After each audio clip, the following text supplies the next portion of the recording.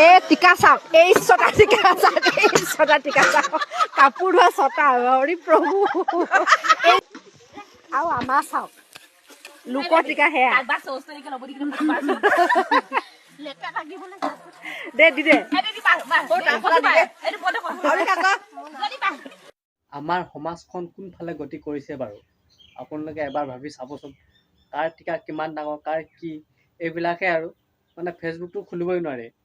কেৱল মানে নিজকে ভাইৰেল কৰিবলৈ, 2টা লাইকৰ কাৰণে, ভিউজৰ কাৰণে মানে এনেকুৱা ধৰণৰ মানে ইমান তলৰ পৰ্যায়ৰ মানে ভিডিঅ'বিলাক যে বনাব পাৰে আপোনালোকে ভাবিব নোৱাৰিব। মানে সমাজখন মানে যাব লাগিছিলে এইফালে, কিন্তু গৈছে সেইফালে। মই এটা চিম্পল উদাহৰণ আপোনালোকক দেখালো। আমাৰ লিডাৰবিলাক বাহিৰত ফুৰিবলৈ যায়, অষ্ট্ৰেলিয়া যায়, ডুবাই যায়, বেংকক যায়, কিন্তু বাহিৰত যেতিয়া মিউনিচিপাল কৰ্পৰেশ্যনৰ লেবাৰে কাম কৰে, বাহিৰত লেবাৰক গাম বুট দিয়া হয়, ড্ৰেছ দিয়া হয়, মাস্ক দিয়া হয়, গ্লোভছ দিয়া হয়, হাইজিন মেইনটেইন কৰিবৰ কাৰণে ব্যৱস্থা দিয়া হয়। মই এইকাৰণে এই কথাটো কৈছো, আমি কবহে পাৰো, আমি পাৱাৰত নাই। এতিয়া আপোনালোকে চাওক, এই যিবিলাক ড্ৰেইন ব্লক কৰা হয়, এই ল'ৰাটো ড্ৰেইনত, সৰু ল'ৰা এটা, খুব বেছি বয়স হৈছে যদি তাৰ 17-18 বছৰ বয়সৰ ল'ৰা, ইহঁতে ড্ৰেইনত নামি আছে। মই তেওঁলোকক সুধিলো যে তোমালোকক হাইজিন মেইনটেইনৰ কাৰণে GMCয়ে কিবা দিয়ে নেকি? এইবিলাক আমাৰ সম্পদ, ইহঁতে যদি ভালকে ড্ৰেইন চাফা নকৰে তেতিয়াহ'লে আমি এই ব্যৱস্থাখিনি আমি পাব নোৱাৰো। কিন্তু এই ল'ৰাটো চাওক আপুনি, আমি কৰবাত অকমান হাতত লেতেৰা লাগিলে প্ৰত্যেকৰে এই GMC যিবিলাক মেয়ৰ চেয়ৰ আছে, এওঁলোকে গাড়ীত চেনিটাইজাৰ থাকে বেমাৰ লাগে বুলি। এই ল'ৰা ছোৱালী বিলাকক আপুনি চাওক, উদংগাৰে তাত তেনেকে নামি আছে। GMCৰ দায়িত্বটো হ'ব লাগে যে GMCৰ যিসকল লেবাৰ আছে, শ্ৰমিক আছে, এওঁলোকে যাতে হাইজিন আমি প্ৰভাইড কৰিব পাৰো। এই হাইজিন প্ৰভাইড কৰিবৰ কাৰণে GMCয়ে তেওঁলোকৰ কাৰণে এডুকুৱেট ফেচিলিটি প্ৰভাইড কৰিব লাগে। কিন্তু আজি এই তাৰিখত ল'ৰাটো চাওক, অকল গা ধুবৰ কাৰণে সুদা পানী দিয়ে, অকল গা ধুবৰ কাৰণে সুদা পানী দিয়ে। মই আপোনাক চিম্পুল এটা উদাহৰণ দিছো। এবাৰ মই বেংককত ফুৰিবলৈ যাওঁতে ডাঙৰ ডাঙৰ ৰাস্তাৰ কিনাৰত দেখিলো যে ডাঙৰ ডাঙৰ ৱাশ্বিং মেচিন, আৰু ডাঙৰ ডাঙৰ ৱাশ্বিং মেচিন বিলাক দেখি পেলাই মই তাক সুধিলো যে ৱাশ্বিং মেচিন বিলাক কিয়? তেতিয়া তেওঁলোকে কলে, আমাৰ যিবিলাক মিউনিচিপাল কৰ্পৰেশ্যনৰ লেবাৰ আছে, এযোৰ ড্ৰেছ দি সিহঁতে কাম কৰে, তাৰপিছত এই কাম কৰা ড্ৰেছযোৰ ৱাশ্বিং মেচিনত দি থৈ যায়, আকৌ নেক্সট ড্ৰেছযোৰ পিন্ধি গুচি যায়, আৰু ইয়াতে তাহাঁতক হাইজিন মেইনটেইন কৰা হয়। চৰকাৰখনে যে কেৱল দূৰদৰ্শিতা নথাকি অকল ৰুক্মিণী গাঁও, তৰুণ নগৰ, নবীন নগৰ, ঘোঁৰামাৰ, হাতীগাঁও এই মানুহক হাৰাশাস্তি দিছে এনেকুৱা নহয়। এই যে ড্ৰেইনত আছে ল'ৰাজন, সৰু ল'ৰা এটা, ইহঁতৰো লাইফটো ডেঞ্জাৰ লেভেলত আছে, কাৰণ ইহঁতক কোনো হাইজিন মেইনটেইন কৰাৰ এই মেজাৰ খিনি তেওঁলোকে লোৱা নাই। চৰকাৰ কিমান অদূৰদৰ্শী হ'ব লাগিব। আজি তাৰিখত চবতছে, আজি আমাৰ কৃত্ৰিম বানপানীয়ে হওক, নলা নৰ্দমা চাফা কথাই হওক, ক্লিন গুৱাহাটী, গ্ৰীণ গুৱাহাটী কৰা কথাই কওক, GMC এই মানুহসকল আমাৰ কাৰণে বহুত গুৰুত্বপূৰ্ণ, বহুত ইম্পৰ্টেণ্ট মানুহ হয়, কিন্তু এওঁলোকক লৈ পেলাই কিন্তু চৰকাৰ কনচাৰ্ণ নহয়।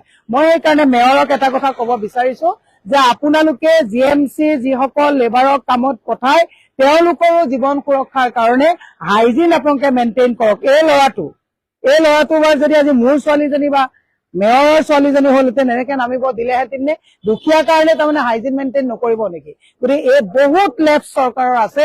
চৰকাৰে যেতিয়ালৈকে আন্তৰিকতাৰে কাম নকৰিব, ব্লকেজ খুলি আছে, যিবিলাকৰ কাৰণে পানীৰ অভাৰফ্ল'টো হৈ যায়, ব্লকেজ এতিয়া খুলি আছে। মই সেইকাৰণে দীঘলীয়া নকৰি এটা কথা কৈছো, চৰকাৰে হাল এৰি শিয়ালকে দিছে। চৰকাৰে কোনো হাইজিন যিটো মেজাৰ লব লাগে, এই যিখিনি তেওঁলোকৰ কাৰণে লব লাগে, একো বেছি ব্যৱস্থা নাই। আজি যদি এই ল'ৰাটো যদি বেমাৰত পৰে, তেতিয়াহ'লে GMCত যদি যায়, তেতিয়াহ'লে পিতৃ মাতৃয়ে হিয়াধে কৰি কানাৰ বাদে ইয়াৰ ট্ৰিটমেণ্টৰ কাৰণে কোনো ব্যৱস্থা চৰকাৰৰ ওচৰত নাই। চৰকাৰে কেৱল আঁচনিকে গ'ল। কিন্তু মই মুখ্যমন্ত্ৰী মহোদয়ক ক'ব বিচাৰিছো যে চৰকাৰে চিষ্টেম ৰিফৰ্ম কৰিব লাগিব। চৰকাৰে চিষ্টেম ৰিফৰ্ম কৰি যাক আমাক য'ত প্ৰয়োজন হয়, তেওঁলোকৰ কাৰণে যাতে আমি এডুকুৱেট ফেচিলিটি প্ৰভাইড কৰিব পাৰো, কাৰণ তেওঁলোকে আমাক এটা ভাল জীৱন দিবৰ কাৰণে নিজৰ জীৱনটো বোকাত নমাই, ড্ৰেইনত নমাই, নিজৰ জীৱনটো আজি তাৰিখত কেনেকুৱা এটা বিষাক্ত লাইফলৈ লৈ গৈছে, এই কথাটো অনুধাৱন কৰাৰ উচিত। মই সেইকাৰণে ৰাইজক কৈছো, ৰাইজ যেতিয়ালৈকে সজাগ নহব, চৰকাৰ কেতিয়াও ভাল চৰকাৰ আমি পাব নোৱাৰো। ৰাইজ কনচাৰ্ণ হ'ব লাগিব, আৰু ৰাইজে কেৱল এওঁলোকক ড্ৰেইনৰ লেবাৰ হিচাপে ট্ৰিটমেণ্ট কৰিলে নহব, এওঁলোক ভালকে হাইজিন লাইফ জীয়াই থাকিলেহে আমিও হাইজিন লাইফ পাব পাৰিম। এই কথাটো সকলোৰে জ্ঞাতাৰ্থে মই প্ৰেৰণ কৰিলো। Thank you. কালিৰ পৰা নিজৰ ওপৰত এটা প্ৰচণ্ড খং উঠি আছিল। খং সাধাৰণতে মোৰ নিজৰ ওপৰত নুঠে।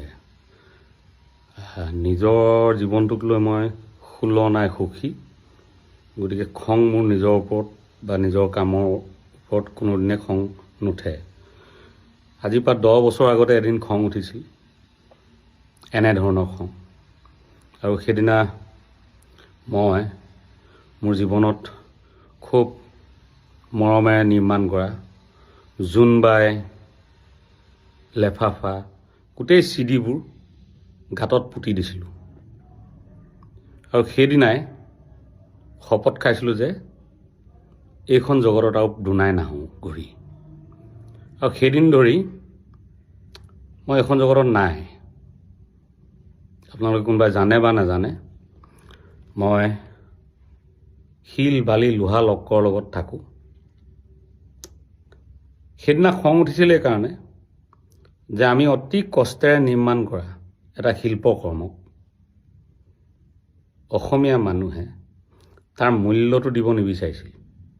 কেইটামান চোৰ, কেইটামান ডকাইতে চুৰি কৰি বিক্ৰী কৰা মোৰ 50 টকা মূল্যমান নিৰ্ধাৰণ কৰা জোনবাইখন 12 টকাত কিনিবলৈ ভাল পাইছিল।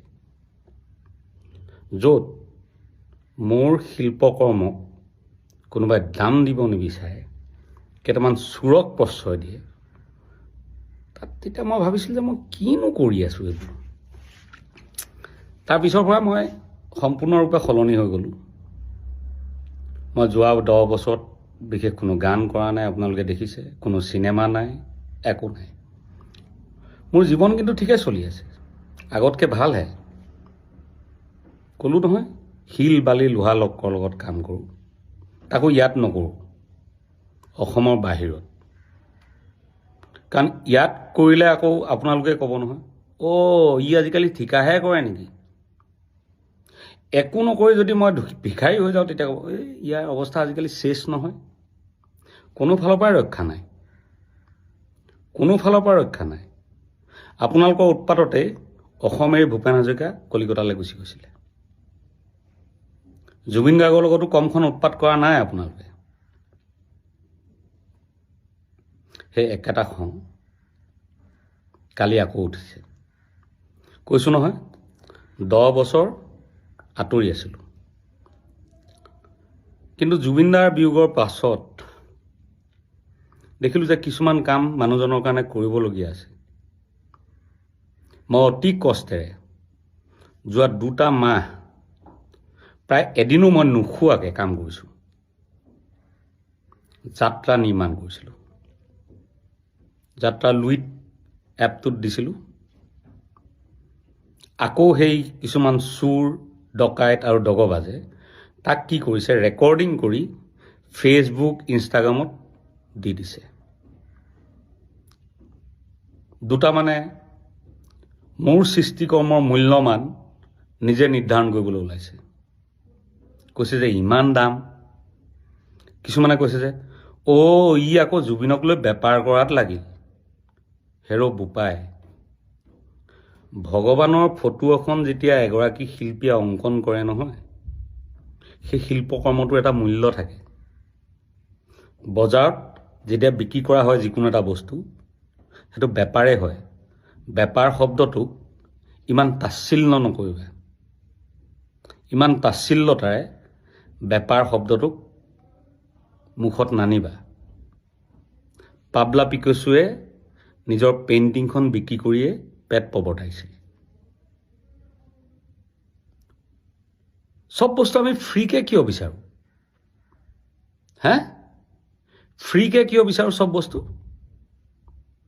বিহু ফাংচনখনত ডাঙৰ আৰ্টিষ্ট মতাটো বিচাৰে আপোনালোকে, ফাংচনখনত চান্দা নিদিয়ে, এটকাও অনুদান নিদিয়ে, আৰু গালি পাৰে যে এই মাৰোৱাৰীৰ পৰা চান্দা লৈ বিহু পাতি সংস্কৃতি ৰক্ষা কৰিব নালাগে। আপোনালোকে দিয়ক চান্দা, দিয়ে জানো? চব কথাতে আমাৰ ডাবুল ষ্টেণ্ডাৰ্ড। মই আপোনালোকৰ নিচিনা হ'ব নোৱাৰোঁ বা নহয়। মই আমি নামানো বুলি কৈ অলপ দিনৰ পিছত আকৌ এবাৰ বুলি নাচি দিব নোৱাৰোঁ। মই সেই মানুহটো নহয়, ক্ষমা কৰিব। মই কিবা এটা সৃষ্টি কৰিছোঁ, তাত মোৰ কষ্ট আছে, পৰিশ্ৰম আছে, তাৰ এটা মূল্য থাকিব। নয়নে অঁকা এখন পেইণ্টিঙৰ দাম পাবলা পিকাচোৱে অঁকা এখন পেইণ্টিঙৰ দামৰ লগত নিমিলে। গতিকে মূল্যমানটো আপোনালোকে নিৰ্ধাৰণ কৰিবলৈ নাযাব।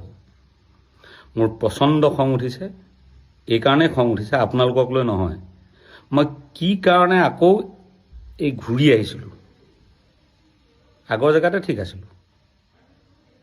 জুবিন দা ঢুকালে, গৰিমা বৌ ওচৰলৈ গ'লোহেঁতেন, মা দেখা দিলোহেঁতেন, আকৌ নিজৰ কামত মই থাকিলোহেঁতেন পাহাৰে লংকৰে। সেইকাৰণে কালি মোৰ 21 তাৰিখৰ দিনাখন জুবিন মানসৰ যাত্ৰাৰ দ্বিতীয় খণ্ডটি ৰিলিজ দিয়াৰ কথা আছিল, নিদিলোঁ খঙত। গোটেই ৰাতি শুব পৰা নাই। ফাইনেলি আজি ৰাতিপুৱা ভাবিলোঁ যে এই কথা নহয়। কাৰণ এই যিটো ক্ৰনলজি, ই কিন্তু আমাৰ গোটেই সমাজখন ধ্বংস কৰিছে।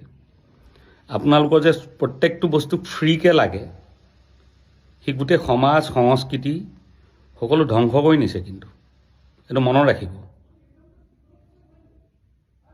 ফ্ৰী চাউল লাগে, ফ্ৰী চেনি দিলে ভাল পায় আপোনালোকে। চব বস্তু ফ্ৰীকৈ লাগে, কৰিবলৈ নিজে একো নিবিচাৰে। বেলেগে কৰিলে তাক অত্যাচাৰ কৰিবলৈ আপোনালোক ৰৈ নাথাকে। অকৃতজ্ঞ। যোৱা 10 বছৰ একো গান কৰা নাই। যি 2-3টা গান কৰিছোঁ নিজৰ মনৰ ধাৰণাত। তাৰ ভিতৰত কা আন্দোলনৰ সময়ত বদনে আনিলে মান, এই সৌসিদিনা যুঁজ এখন হ'ব।